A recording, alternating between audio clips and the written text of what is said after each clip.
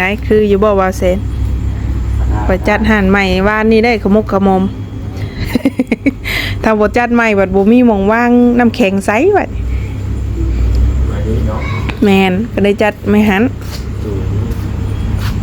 แต่ว่ามื้อนี้ปิดไว้แน่มื้อนี้เปลี่ยนมุมใหม่ตู้กระเล่มนะออกมานอก FC ว่าเขาท่าว่ะคือแล้วอ่ะฉัน เอาปิดเลยโดยปินห่านก่อนบัดนี้ปลาลุงหน่อยเนาะปินห่านแต่เวียงแต่เว้นแน่มื้อนี้พี่เจ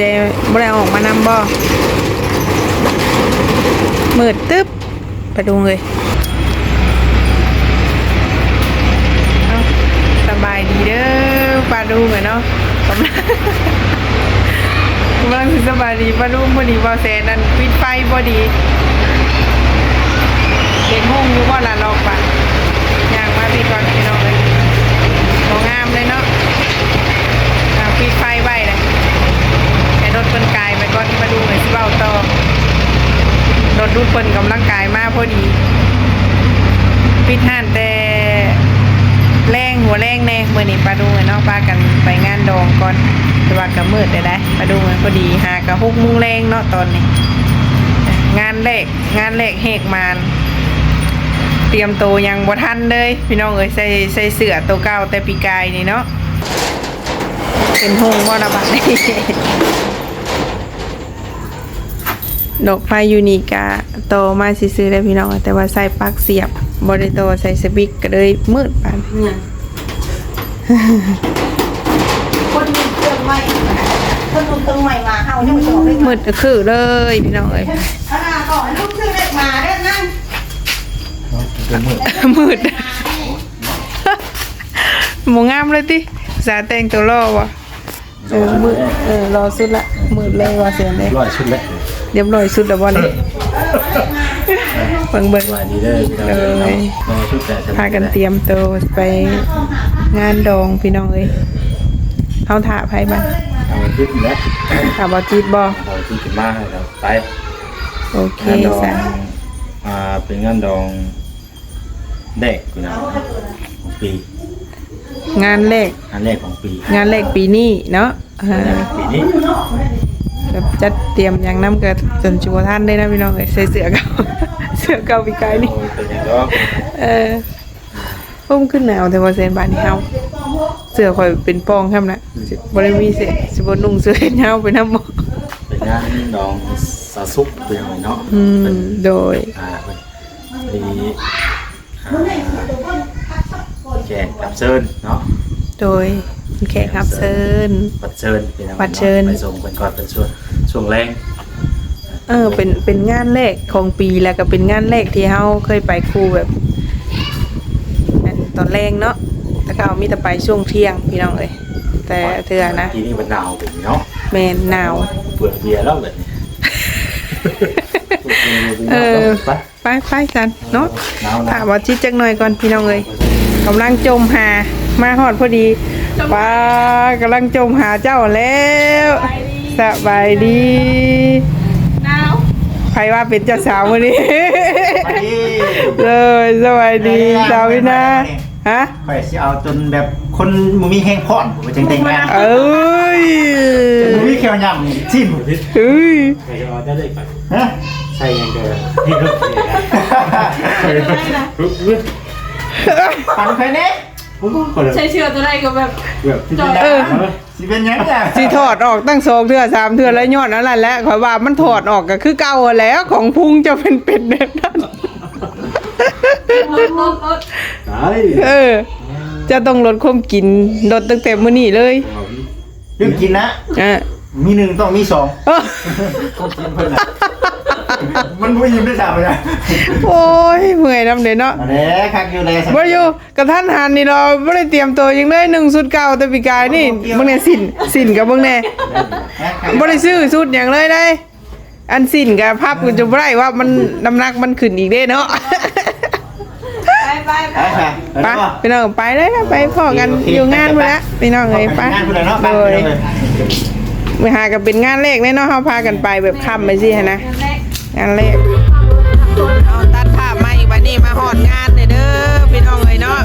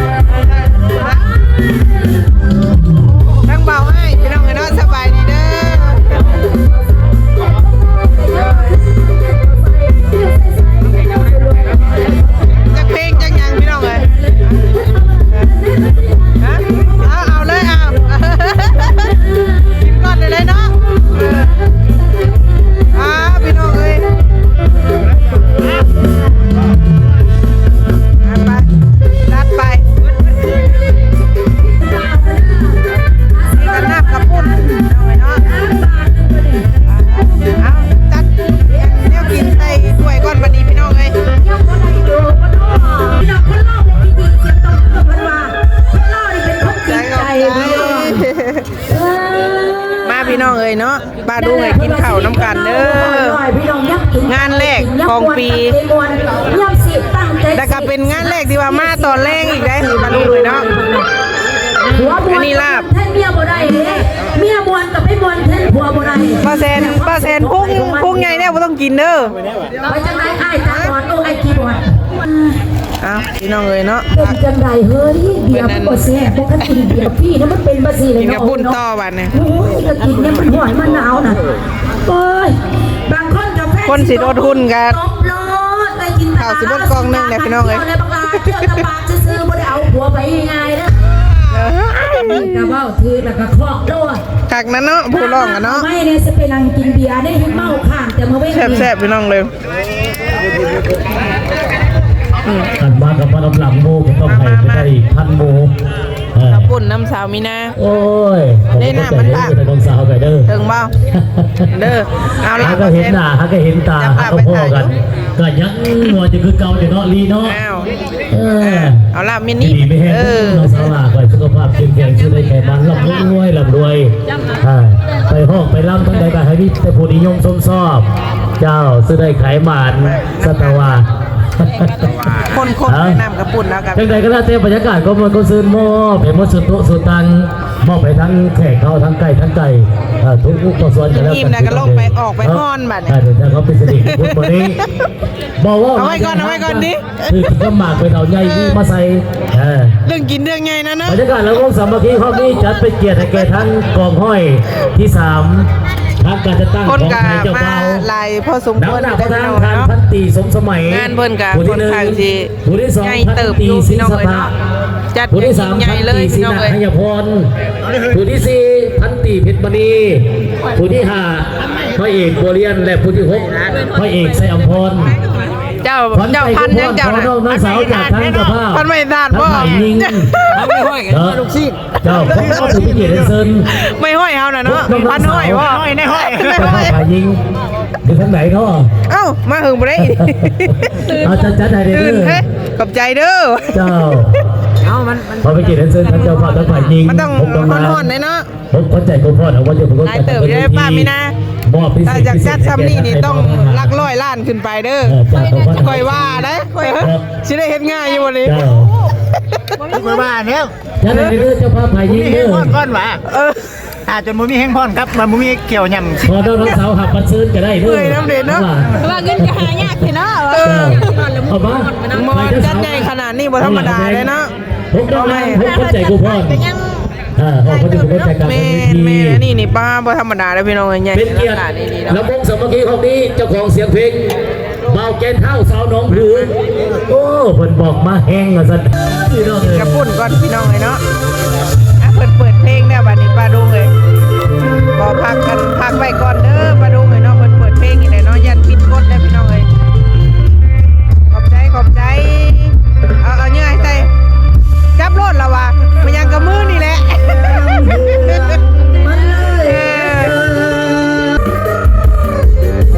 เจ้าบ่าวเจ้าสาวพี่น้องเลยเนาะดังยางทับเก็บมากเลยเนาะ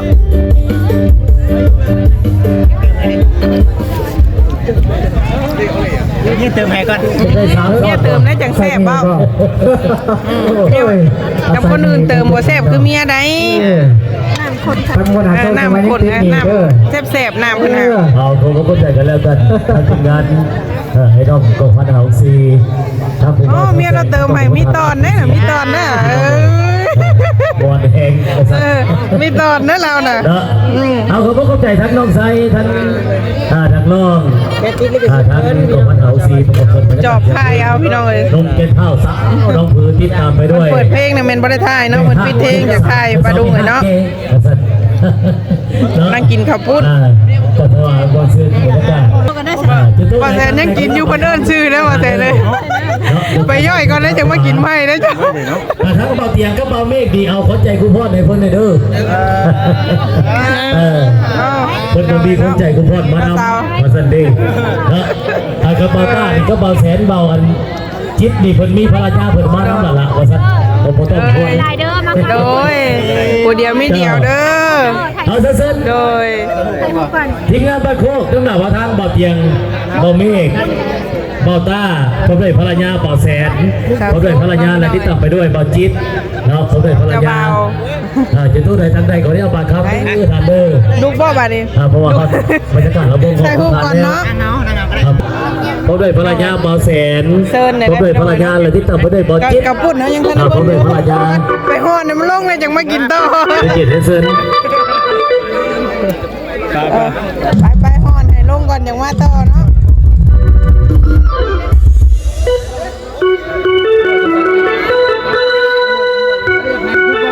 เซิร์นน้ำพอน้ำบกได้พี่น้องเลย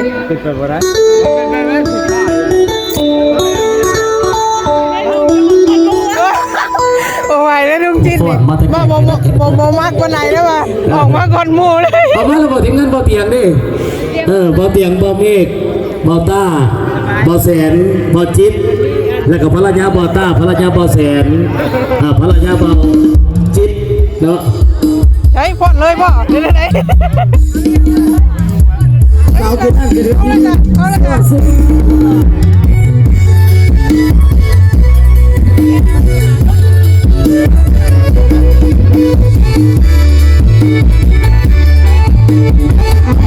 ไม่อยากพอดไปไหนแล้วก็พอดเป็นขโมยนะ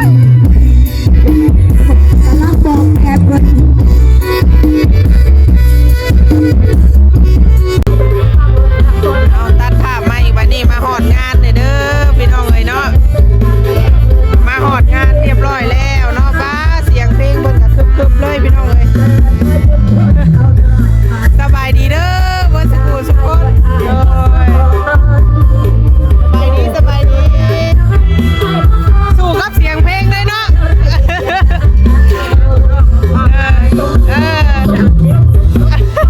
กินไปน้ำยอดไปน้ำบ่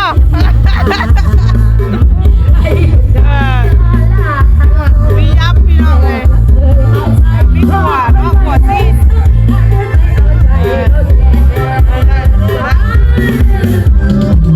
ทั้งเบาให้พี่น้องเลยเนาะสบายดีเด้อ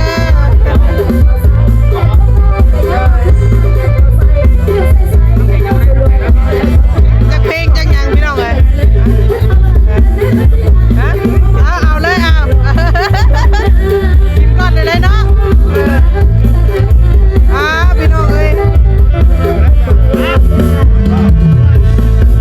ไปรัดไปนี่กันน้ำกระปุ้นน้องเอ้ยเนาะเอาจัดเดี๋ยวกินใส่ถ้วยก่อนวันนี้พี่น้องเอ้ย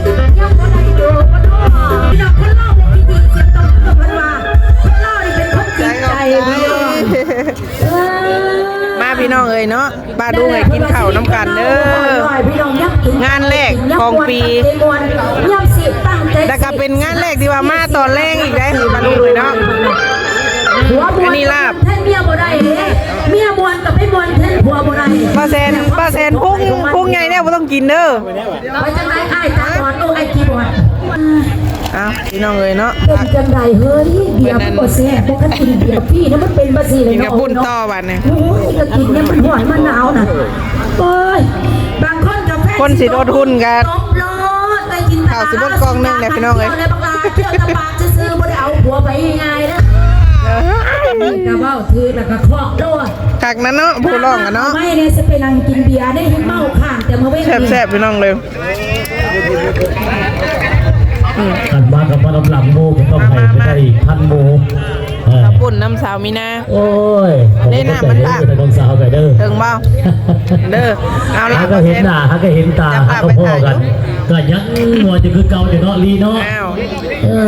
เอา ละมินิ ดีไม่แห้งน้องสาวลาก่อนสุขภาพเข้มแข็งชื่อได้แก่มันร่ำรวยไปห้องไปล่ำทั้งใดก็ให้พี่แต่ผู้นิยมชมชอบเจ้าซื้อได้ขายหมานสัตวา คนแนะนำกับปุ้นแล้วกับ จังใดก็แล้วแต่บรรยากาศก็มันก็ซื้อมอบไปหมดสุดโต๊ะสุดตังมอบไปทั้งแขกเขาทั้งไก่ทุกอุปสรรคกันแล้ว ทีมน่ะก็ลงไปออกไปฮ้อนบัด เดี๋ยวเขาเป็นสนิทกับคนนี้บอกว่า เอาไว้ก่อนดิ คือก็หมากไปเอาใหญ่มาใส่ เรื่องกินเรื่องไงนะเนาะ บรรยากาศแล้วก็สามัคคีข้อนี้จัดเป็นเกียรติให้แก่ทั้งกองห้อยที่3ทั้งการจะตั้ง คน ของ กา ไทยเจ้า มา เบา หลายพอสม ดา คว วร หน้า ได้ พระ พี่ ทาง น้อง ทาน เนาะ พันตีสมสมัย งานเพิ่นกะ ผู้ที่ ค่อนข้างสิ ผู้ที่2 ใหญ่ พัน เติบ ตี อยู่ ศิ พี่ ล น้อง ส เอ้ย ภา เนาะ จัด ผู้ที่สาม ใหญ่ พัน เลย ตี พี่ ศรี น้อง นา เลย ทยพรผู้ที่สี่พันตีเพชรมณีผู้ที่ห้าพระเอกบัวเรียนและผู้ที่หกพระเอกไซอัมพร เจ้าพันยังเจ้า ขอน้องน้าสาวจากทางเจ้าภาพ พันไม่ทาน ทั้ บ่ งฝ่ายยิง ไม่ห้อยกันลูกศิษย์ เจ้าพ่อถือพิเศษเซิน ไม่ห้อยเฮาน่ะเนาะพันห้อยบ่ ห้อยในห้อย เจ้าภาพฝ่ายยิงอยู่ทางไหนเนาะ เอ้ามาหึงบ่ได้ เอาจัดให้เด้ ตื่น อ เฮ้ยขอบใจเด้อ เจ้า เอามัน พอไปเกียรติเซินทั้งเจ้าภาพทั้งฝ่ายยิง มันต้อง ผมต้อง ฮ้ มา อนๆเลยเนาะ ผมเข้าใจกูพ่อนะว่าจะเป็นคน นายเติบอยู่ได้ป้ามีนะ มอบพิเศ ถ้า ษ จากจัดซ้ำนี่นี่ต้องหลักร้อยล้านขึ้นไปเด้อ จากตัวพ่อ ค่อยว่านะค่อยสิได้เฮ็ดง่ายอยู่บ่นี้ เจ้า เมื่อบ้านเนี่ย จัดให้เด้อเจ้าภาพฝ่ายยิ มี ง แห้ เด้ ง อ พอนก้อนหวะ เออ จนมุมีแห้งพอนครับมันมุมีเกี่ยวยำ พอน้องสาวหักปันซื้อจะได้เด้อ เอ้ยน้ำเด็ดเนาะ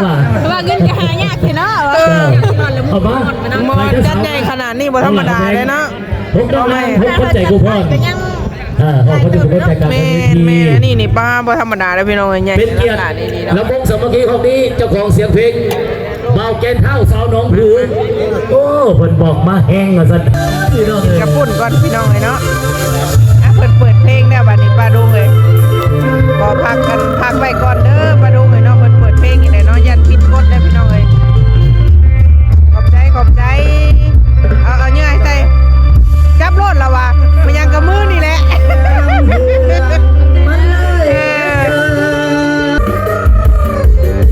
เจ้าบ่าวเจ้าสาวพี่น้องเลยเนาะดังยางทับเก็บมาด้วยเนาะ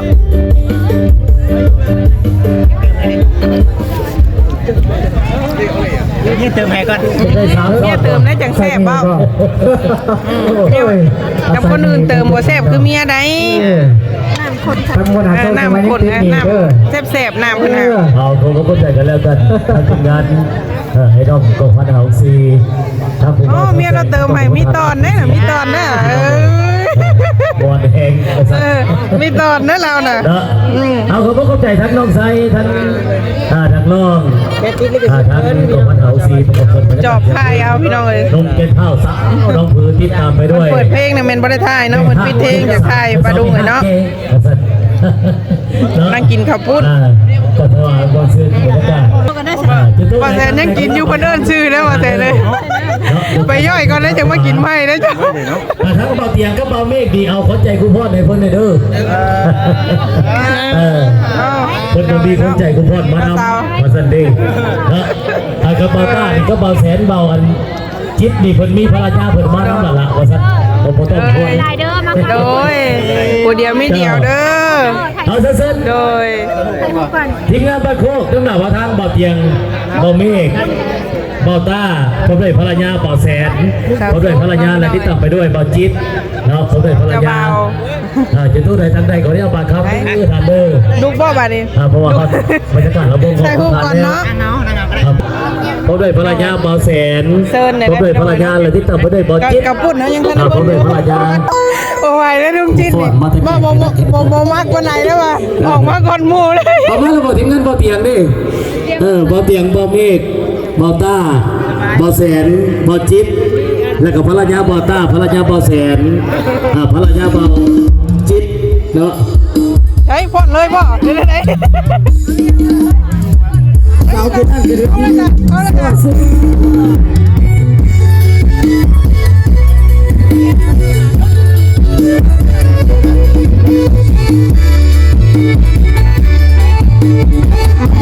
ไม่อยากพอดไปไหนแล้วก็พอดเป็นขโมยนะ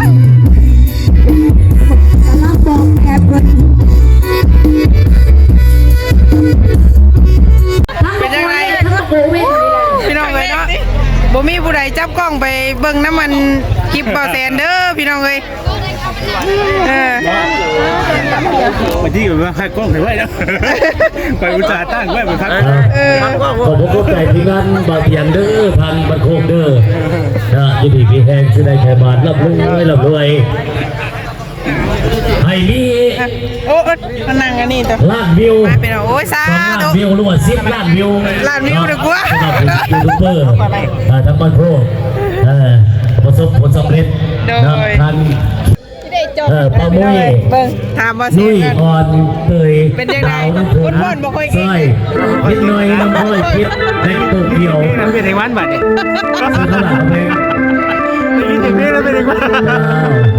คนพ่อนบอกค่อยเก่ง